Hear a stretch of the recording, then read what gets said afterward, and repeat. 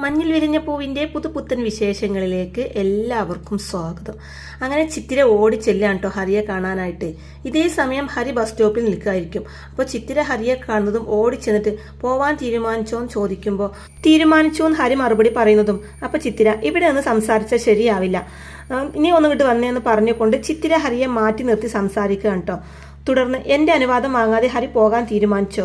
വേണ്ടാന്ന് ഞാൻ പറയും. അപ്പോഴും ചിത്തിര ചോദിക്കുമ്പോൾ പോണം, ഞാൻ ഇനി ഇവിടെ നിന്നാൽ ശരിയാവില്ല എന്ന് ഹരി പറയുന്നതും ചിത്തിര കാരണം ചോദിക്കുമ്പോൾ ഞാൻ മൂലം പലർക്കും ബുദ്ധിമുട്ടുണ്ടാകുന്നുണ്ട് എന്ന് ഹരി പറയുമ്പോൾ ഞാനാണോ ആ പലരും ചിത്തിര ചോദിക്കുന്നുണ്ട് കേട്ടോ. അപ്പോൾ ഹരി പറയുന്നുണ്ട് ചിത്തിര മാത്രമല്ല വേറെയും ഉണ്ട്, ആരെയും വിഷമിപ്പിക്കാൻ ഞാൻ ആഗ്രഹിക്കുന്നില്ല എന്ന് പറയുന്നുണ്ട് കേട്ടോ ഹരി. ഹരി ഇവിടുന്ന് പോയാൽ ഇപ്പോൾ വിഷമിക്കുന്നവരൊക്കെ സന്തോഷിക്കുമെന്ന് ചോദിക്കുമ്പോൾ സന്തോഷിക്കുന്ന ഹരി മറുപടി പറയുന്നതും ഉടനെ തന്നെ ചിത്തിര എനിക്ക് സന്തോഷമാവുമെന്ന് ചോദിക്കുമ്പോൾ സന്തോഷമാവുമെന്ന് തന്നെ പറയുന്നുണ്ട് കേട്ടോ ഹരി. തുടർന്ന് പറയുന്നുണ്ട് ഞാൻ ഇവിടെയുള്ളതാ എല്ലാ പ്രശ്നങ്ങൾക്കും കാരണം, ഇവിടെയുള്ളത് കൊണ്ടാണല്ലോ എൻ്റെ മനസ്സിൽ തോന്നാൻ പാടില്ലാത്തതൊക്കെ തോന്നിയത്. നമ്മൾ ഒരിക്കലും കണ്ടുമുട്ടില്ലായിരുന്നെങ്കിൽ നമ്മൾക്കിടയിൽ ഒരിക്കലും ഇങ്ങനെയൊന്നും സംഭവിക്കില്ലായിരുന്നല്ലോ. ചിത്തിരക്ക് അതുകൊണ്ട് പഠിക്കാൻ പറ്റാതായി, അത് ഞാൻ കാരണല്ലേ, അതിനുള്ള പരിഹാര ഈ പോക്ക് എന്നൊക്കെ പറയുന്നുണ്ട് കേട്ടോ ഹരി. അപ്പോൾ ഇതെല്ലാം കേൾക്കുന്ന ചിത്തിര ഹരിക്ക് ഭ്രാന്താണെന്ന് ഞാൻ പറയുമ്പോൾ ഒരർത്ഥത്തിൽ അത് തന്നെയാണ്, ആ ഭ്രാന്തിൽ നിന്ന് രക്ഷപ്പെടാനാ ഞാൻ പോകുന്നത് എന്ന് ഹരി പറയുമ്പോൾ ഞാൻ വിട്ടില്ലെങ്കിലോ ചിത്തിര ചോദിക്കുമ്പോൾ ഹരിക്ക് ആരുടെയും സമ്മതം വേണ്ട. അപ്പോൾ എൻ്റെയും എന്ന് ചിത്തിര ചോദിക്കുമ്പോൾ ആരുടെയും എന്ന് ഹരി മറുപടി പറയുന്നതും ചിത്തിര പറയുന്നുണ്ട് എന്നാൽ ഹരി പൊക്കോ, എൻ്റെ അനുവാദമില്ലാതെ ഹരിക്ക് പോകാൻ പറ്റുമെങ്കിൽ പൊക്കോ എന്ന് ചിത്തിര പറയുമ്പോൾ അപ്പോൾ ചിത്തൂന്ന് ഹരി വിളിക്കുന്നതും ഓ അപ്പോൾ ഈ വിളിയൊക്കെ ഓർമ്മയുണ്ടല്ലേ എന്ന് ചോദിക്കുമ്പോൾ മറക്കാൻ പറ്റുമോ, മറന്നാൽ പിന്നെ ഞാനുണ്ടോ എന്ന് ഹരി ചോദിക്കുമ്പോൾ എന്നെ അത്രയ്ക്ക് ഇഷ്ടമാണോ എന്ന് ചോദിക്കുന്നുണ്ട് ചിത്തിര. പറ ഹരി, ഇഷ്ടമാണോ എന്ന് ചിത്തിര വീണ്ടും ചോദിക്കുന്നതും ഇഷ്ടമാണെന്ന് പറയുന്നുണ്ട് കേട്ടോ ഹരി. അപ്പോൾ അത് കേൾക്കുന്നതും സന്തോഷമാവുന്നുണ്ട് ചിത്തിരക്ക്. ഞാൻ എന്ത് പറഞ്ഞാലും അനുസരിക്കുമോ എന്ന് ചോദിക്കുമ്പോൾ അനുസരിക്കുന്ന ഹരി പറയുന്നതും എന്നാ പോണ്ട, എവിടെയും പോണ്ട, ഇവിടെ തന്നെ വേണം, എൻ്റെ തൊട്ടു മുമ്പിൽ, തൊട്ടടുത്ത്, കൈ നീട്ടിയാൽ തൊടാൻ പറ്റുന്ന അത്ര അടുത്ത്. എന്താ എൻ്റെ ആഗ്രഹം സാധിച്ചു തരുമോന്ന് ചോദിക്കുന്നുണ്ട് ചിത്തിര. തുടർന്ന് പറയുന്നുണ്ട് സാധിച്ചു തരുന്ന ഞാൻ വിശ്വസിക്കുന്നത്, അതാ ആഗ്രഹിക്കുന്നത്, സാധിച്ചു തരണം, അല്ലെങ്കിൽ ഇനി നമ്മൾ ഒരിക്കലും കാണില്ല, ഒരു ബന്ധവും ഉണ്ടാവില്ല, എന്നെ തനിച്ചാക്കി പോകാൻ പറ്റുമെങ്കിൽ പോയി കാണിക്കുമെന്ന് പറഞ്ഞിട്ട് ചിത്തിര അവിടെ നിന്നും പോവാണ് കേട്ടോ. അപ്പോൾ ഹരിക്കും തന്നെ നല്ല സന്തോഷമാവുന്നുണ്ട് കേട്ടോ ചിത്രയുടെ വാക്കുകളൊക്കെ കേട്ടിട്ട്. അങ്ങനെ ഹരി പീരുമേട്ടിലേക്ക് പോവാതെ വീട്ടിലേക്ക് തന്നെ തിരിച്ചു വരികയാണ് കേട്ടോ. അപ്പോൾ ഹരിയെ കാണുന്നതും രാഗിണി നീ പോയില്ലേ, എന്ത് പറ്റിയും ചോദിക്കുമ്പോൾ പോകണ്ടെന്ന് വെച്ചു എന്ന് ഹരി പറയുന്നതും കാരണാ ചോദിച്ചതെന്ന് രാഗിണി പറയുമ്പോൾ അതെന്നോട് ചോദിക്കരുത്, ചോദിച്ചാലും പറയില്ല എന്ന് ഹരി പറയുമ്പോൾ എന്താടാ അവൾ പറഞ്ഞോ പോണ്ടാന്ന് രാഗിണി ചോദിക്കുമ്പോൾ അമ്മക്ക് എന്ത് വേണമെങ്കിലും വിചാരിക്കാം, എന്ത് വിചാരിച്ചാലും എനിക്കൊരു പ്രശ്നവും ഇല്ല എന്ന് പറയുന്നുണ്ട് ഹരി. അപ്പോൾ ഇവരുടെ സംസാരം കേട്ട് മഹേഷ് പുറത്തേക്ക് ഇറങ്ങി വരുന്നതും കണ്ടോ റബ്ബർ പന്ത് പോലെ തിരിച്ചു വന്നിരിക്കുന്നത്, അവൾ പറഞ്ഞിട്ടാണെന്ന് രാഗിണി പറയുന്നതും ആര് ചിത്തിരയോ, ഒരിക്കലുമില്ല, അവൾ ഒരിക്കലും അങ്ങനെ പറയില്ല, എന്തിനു പറയണമെന്ന് ചോദിക്കുന്നുണ്ട് മഹേഷ്. അപ്പോൾ ഹരി പറയുന്നുണ്ട് അച്ഛാ നമ്മൾ വിചാരിക്കുന്നത് പോലെയല്ല മനുഷ്യർ, അവരുടെ മനസ്സ് പട്ടുപോലെ മൃദുലമാണ്, അവർ ചിലപ്പോൾ നമ്മളെ അത്ഭുതപ്പെടുത്തുന്നൊക്കെ ഹരി പറയുമ്പോൾ ഇതിപ്പോൾ പറയാൻ എന്താ കാരണം എന്ന് മഹേഷ് ചോദിക്കുമ്പോൾ പ്രത്യേകിച്ച് കാരണമൊന്നുമില്ല, അങ്ങനെ തോന്നി പറഞ്ഞു എന്ന് പറയുന്നുണ്ട് ഹരി. എനിക്കിപ്പോൾ അറിയണം നീ തിരിച്ചു വരാനുള്ള കാരണം എന്താണെന്ന് രാഗിണി പറയുന്നതും അമ്മേ പീരുമേട് ഭയങ്കര തണുപ്പാണെന്ന് ഹരി മറുപടി പറയുന്നതും കമ്പിളിയില്ലേ, തണുപ്പാണെങ്കിൽ അതെടുത്ത് പുതച്ചാൽ പോരെയെന്ന് രാഗിണി ചോദിക്കുമ്പോൾ അമ്മ ഉദ്ദേശിക്കുന്ന പോലെയുള്ള തണുപ്പല്ല, -ഡിഗ്രി എന്ന് പറയുന്നുണ്ട് കേട്ടോ ഹരി. അപ്പോൾ അവിടെ ആരും താമസിക്കുന്നില്ലേ എന്ന് രാഗിണി വീണ്ടും ചോദിക്കുമ്പോൾ അവരെ പോലെയാണോ ഞാൻ, അവർക്കതൊക്കെ ശീലമായില്ലേ, എനിക്കിപ്പോൾ വേണ്ടത് തണുപ്പല്ല അമ്മേ, ഇത്തിരി ചൂടാ, പെട്ടെന്ന് പെയ്ത ഒരു മഴയുടെ കുളിരി എൻ്റെ ചുറ്റിനും നിൽപ്പുണ്ട്, അത് മാറണമെങ്കിൽ ചൂട് വേണമെന്ന് പറയുന്നുണ്ട് കേട്ടോ ഹരി. മഹേഷ് ആണെങ്കിൽ ഒരക്ഷരം മിണ്ടാതെ ഹരി പറയുന്നതും കേട്ടുകൊണ്ടിരിക്കുകയാണ് കേട്ടോ.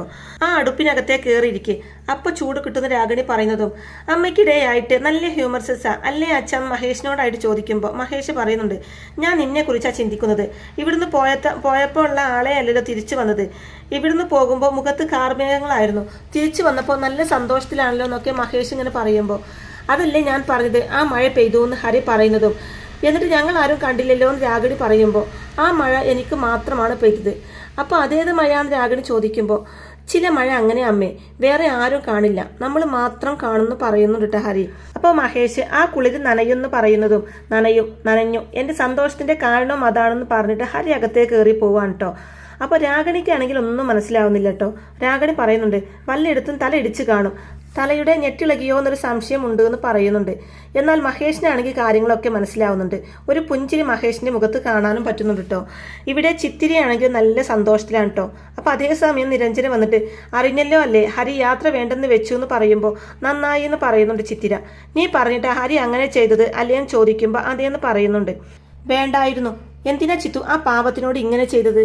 പോയിരുന്നെങ്കിൽ ഹരി രക്ഷപ്പെടുമായിരുന്നില്ലേ? ഹരിക്ക് നല്ലൊരു ജീവിതം ഉണ്ടാവുമായിരുന്നില്ലേ? ഇവിടെ നിന്നിട്ട് ഹരിക്ക് എന്താ ഗുണം? ഹരിക്ക് സന്തോഷം കിട്ടാൻ ഈ നാട്ടിൽ ഒന്നുമില്ലല്ലോ എന്നൊക്കെ നിരഞ്ജന പറയുമ്പോൾ അപ്പോൾ ഞാനില്ലേന്ന് ചിത്ര ചോദിക്കുമ്പോൾ നീയോ? നീ കീ കൊടുക്കുമ്പോൾ ആടുന്ന പാവ അത് മാത്ര ഹരി. നീയാണെങ്കിലോ ആ പാവത്തിന്റെ മനസ്സിനെ കുറിച്ച് ഓർക്കാറ് പോലും ഇല്ലല്ലോ എന്നൊക്കെ നിരഞ്ജന പറയുമ്പോൾ എന്നാൽ ഇതുവരെ അങ്ങനെ ഇല്ലായിരുന്നു. ഇപ്പോൾ മുതൽ ഞാൻ ഓർക്കാറുണ്ട്. ഇനി ഞാൻ കാരണം ഒരിക്കലും ഹരിക്ക് വേദനിക്കേണ്ടി വരില്ല.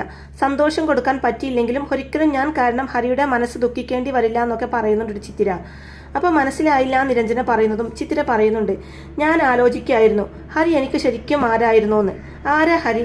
കൂട്ടുകാരനായിരുന്നോ എന്നൊക്കെ ചോദിക്കുമ്പോൾ കൂട്ടുകാരനല്ലേ, അങ്ങനെ ആയിരുന്നല്ലോ ഇതുവരെ പറഞ്ഞുകൊണ്ടിരുന്നത് എന്ന് പറയുമ്പോൾ അത് മാറി. ഹരി എനിക്കിപ്പോൾ കൂട്ടുകാരനല്ല, മറ്റാരോ, എപ്പോഴും അടുത്ത് വേണമെന്ന് ഞാൻ ആഗ്രഹിക്കുന്ന മറ്റാരോ.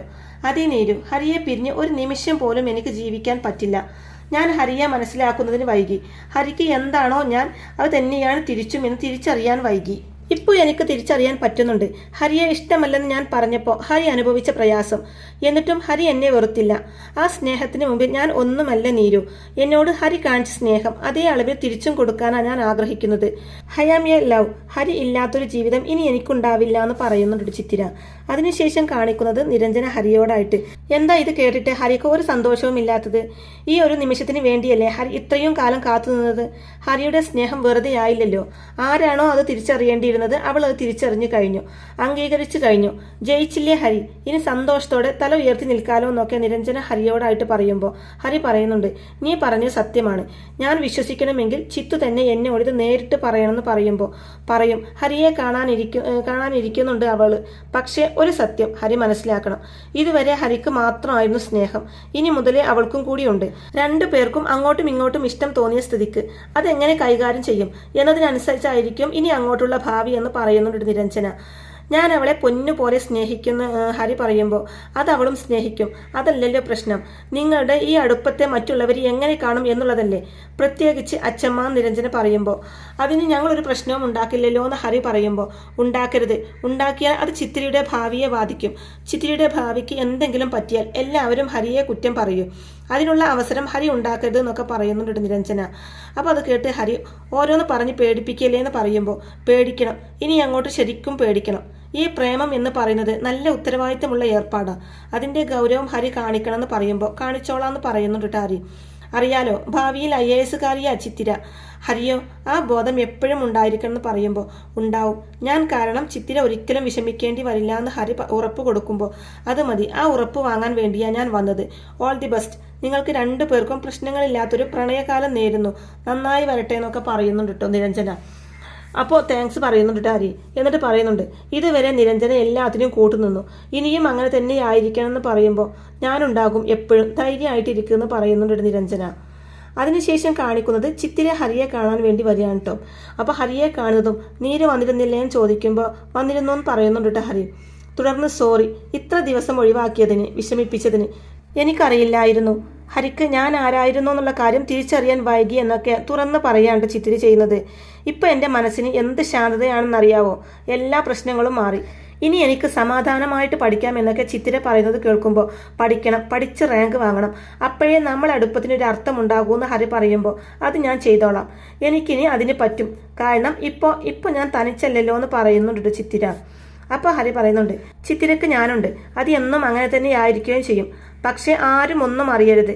അച്ഛമ്മ അറിഞ്ഞാൽ എന്നൊക്കെ ഹരി പറയാൻ തുടങ്ങുന്നതും ഞാനായിട്ട് ആരോടും ഒന്നും പറയില്ല, പക്ഷേ അറിയും. നമ്മളെ മുഖത്തുണ്ട്, ബുദ്ധിയുള്ളവർക്ക് കണ്ടാൽ മനസ്സിലാവുമെന്ന് പറയുന്നുണ്ട് ചിത്തിര. തുടർന്ന് ഹരി പറയുന്നുണ്ട് റാങ്ക് മേടിച്ച് +2 പാസ്സാകുന്ന ദിവസം മാത്രമേ ഞാനത് അച്ഛനോട് പറയൂ. ചിത്തിര പെട്ടെന്ന് പഠിക്കാത്തതിൽ എല്ലാവർക്കും നല്ല വിഷമമുണ്ട്. അതിൻ്റെ കാരണക്കാരൻ ഞാനായിരുന്നല്ലോ. അതുകൊണ്ട് തന്നെ എന്നെ എല്ലാവരും കുറ്റപ്പെടുത്തുന്നുണ്ട്. അവരോടൊക്കെ എനിക്ക് പറയാലോ ഈ റാങ്ക് എൻ്റെയും കൂടെ പ്രാർത്ഥന കൊണ്ട് കിട്ടിയതാണെന്ന്. പരസ്പരം വെറുത്തപ്പോഴല്ല ഇഷ്ടപ്പെട്ടപ്പോഴാ നിനക്ക് നല്ലോണം പഠിക്കാൻ പറ്റിയത്. എനിക്ക് അന്ന് പറയാലോ അതിന്റെ കാരണക്കാരൻ ഈ ഞാനാണെന്ന്. ആത്മാഭിമാനത്തോടെ എനിക്ക് പറയാലോ. ഇല്ലേ, അങ്ങനെ പറഞ്ഞൂടെ എന്നൊക്കെ ഹരി ചോദിക്കുമ്പോൾ പറയാം, ഇനി ഞാൻ എന്നും ഹരിയുടേത് മാത്രം എന്ന് പറയുന്നുണ്ട് ചിത്തിര. അപ്പോൾ അത് കേൾക്കുന്ന ഹരി പറയുന്നുണ്ട്, ഇങ്ങനെ ഒരു വാചകം ചിത്തുവിന്റെ നാവിന്ന് കേൾക്കാൻ പറ്റിയതിൽ ആർക്കൊക്കെ നന്ദി പറയണമെന്ന് അറിയില്ല. ഞാൻ ആഗ്രഹിച്ചിരുന്ന ഒരുപാട്, അർഹതയില്ലെന്നറിയാം, എന്നാലും മോഹിച്ചു പോയി. ചിത്തുവിനെ എനിക്ക് നഷ്ടപ്പെടുന്നത് എനിക്ക് ചിന്തിക്കാനേ പറ്റുന്നുണ്ടായിരുന്നില്ല. ഇപ്പോഴാ എൻ്റെ മനസ്സൊന്ന് തണുത്തത് എന്നൊക്കെ പറയുന്നുണ്ട് കേട്ടോ ഹരി. അപ്പോൾ ചിത്തിര പറയുന്നുണ്ട്, ഹരി എനിക്ക് ആരായിരുന്നു എന്ന് കുറച്ച് മുമ്പേ ഞാനും മനസ്സിലാക്കേണ്ടതായിരുന്നു. അതിനെനിക്ക് കഴിഞ്ഞില്ല. ഇനി പ്രശ്നങ്ങളൊന്നുമില്ല ഹരി. എനിക്ക് ഹരിയും ഹരിക്ക് ഞാനും. നമ്മൾ ഇനി ഒരുമിച്ച് കാണാൻ പോകുന്ന സ്വപ്നങ്ങളായിരിക്കും കൂട്ട്. സന്തോഷത്തോടെ ഇരിക്കുന്നൊക്കെ പറഞ്ഞുകൊണ്ട് ചിത്തു വാക്ക് കൊടുക്കുകയാണ് കേട്ടോ ഹരിക്ക്. അതിനുശേഷം കാണിക്കുന്നത് ഹരി ഭാർഗവൻ ചേട്ടനെ ചെന്ന് കെട്ടിപ്പിടിക്കുകയാണ് കേട്ടോ. എന്താടാന്ന് ഭാർഗവൻ ചേട്ടൻ ചോദിക്കുമ്പോൾ, ചേട്ടൻ ഒരു നിസ്സാര കക്ഷിയല്ല കേട്ടോ, ഒരു സംഭവം തന്നെ. സംഭവം എന്ന് ഹരി പറയുമ്പോൾ ഭാർഗവൻ ചേട്ടന് കാര്യം മനസ്സിലായി. അവൾ വന്ന് ഇഷ്ടമാണെന്ന് പറഞ്ഞു അല്ലേന്ന് ചോദിക്കുമ്പോൾ പറഞ്ഞു എന്ന് പറയുന്നുണ്ട്.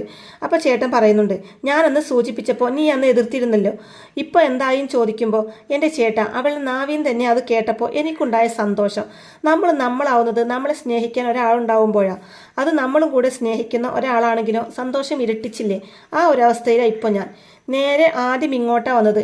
ചേട്ടനോട് പറഞ്ഞിട്ടേ ബാക്കി എന്തും തീരുമാനിച്ചു എന്ന് പറയുന്നുണ്ട് കേട്ടോ ഹരി.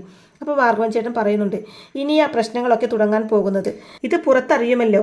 ആ മല്ലിക ഇതറിഞ്ഞാൽ നിന്നെ വെച്ചേക്കോന്ന് ചോദിക്കുമ്പോൾ ഹരി പറയുന്നുണ്ട്, തൽക്കാലം ഇത് ആരോടും പറയണ്ടെന്നാണ് ഞങ്ങൾ എടുത്തിരിക്കുന്ന തീരുമാനം. പേടിയുണ്ടായിട്ടൊന്നുമല്ല, അവളുടെ പരീക്ഷയാ വരുന്നത്.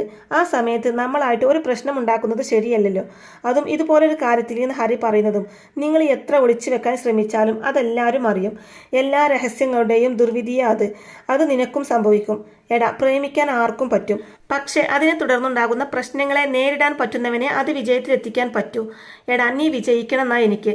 നിനക്കൊരിക്കലും അവളെ നഷ്ടപ്പെടാൻ പാടില്ല എന്നൊക്കെ ഭാർഗവേട്ടൻ പറയുമ്പോൾ, നഷ്ടപ്പെടാനോ അവളെയോ ഒരിക്കലുമില്ല.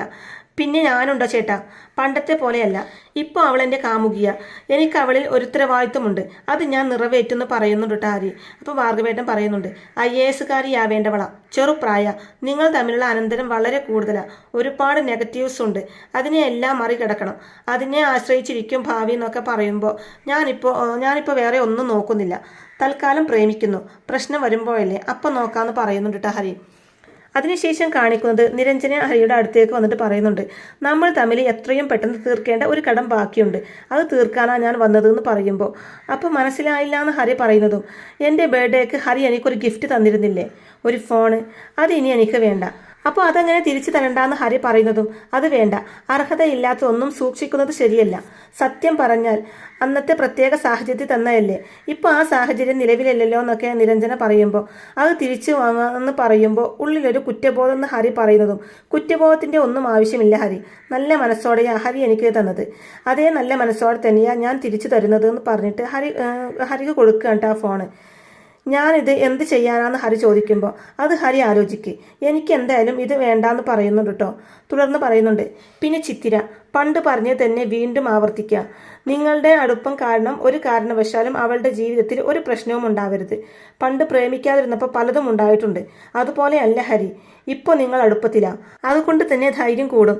എന്തെങ്കിലുമൊക്കെ എതിർപ്പുകൾ വന്നാൽ അതിനെയൊക്കെ മറികടക്കാൻ തോന്നും, പ്രശ്നം വഷളാവരുതെന്നൊക്കെ നിരഞ്ജന ഉപദേശിക്കുമ്പോൾ ഹരി പറയുന്നുണ്ട്, എൻ്റെ ഭാഗത്ത് നിന്ന് ഒരിക്കലും അങ്ങനെയൊന്നും ഉണ്ടാവില്ല, എനിക്ക് വേണ്ടത് കിട്ടി. ചിത്തിരിയുടെ മനസ്സും എൻ്റെ ഒപ്പമാണെന്ന് അറിഞ്ഞതോടെ എൻ്റെ സങ്കടം തീർന്നു.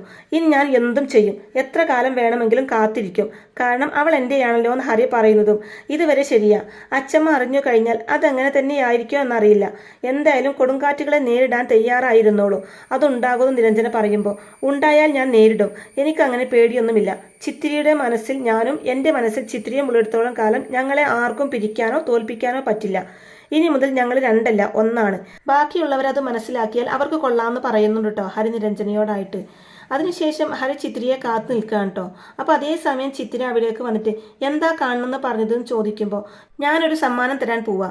ഒരിക്കൽ അന്ന് ചിത്തു നിരസിച്ച സമ്മാനം എന്ന് ഹരി പറയുന്നതും ഫോൺ ആയിരിക്കും ചിത്തിര പറയുമ്പോൾ അതേന്ന് പറയുന്നുണ്ട് കേട്ടോ ഹരി. അത് വേണോ ഹരി, അച്ചമ്മ കണ്ടാലെന്ന് ചിത്തിര ചോദിക്കുന്നതും അച്ചമ്മ കാണുന്നുമില്ല, അച്ചമ്മ കാണാതെ ചിത്തു അത് രഹസ്യമായിട്ട് സൂക്ഷിക്കണം എന്ന് പറയുമ്പോൾ ഒന്നും കൂടെ ആലോചിച്ചിട്ട് പോലെയും ചോദിക്കുമ്പോൾ, ചിത്തു നമുക്ക് പരസ്പരം സംസാരിക്കാനാ ഈ ഫോൺ, എനിക്ക് നിന്നെ വിളിക്കാനും നിനക്ക് എന്നെ വിളിക്കാനും എന്ന് പറയുമ്പോൾ അതൊക്കെ നല്ലത് തന്നെയാ, പക്ഷെ അച്ചമ്മ കണ്ടാൽ മാത്രമേ പ്രശ്നമുള്ളൂ എന്ന് പറയുന്നുണ്ട് ചിത്തിര.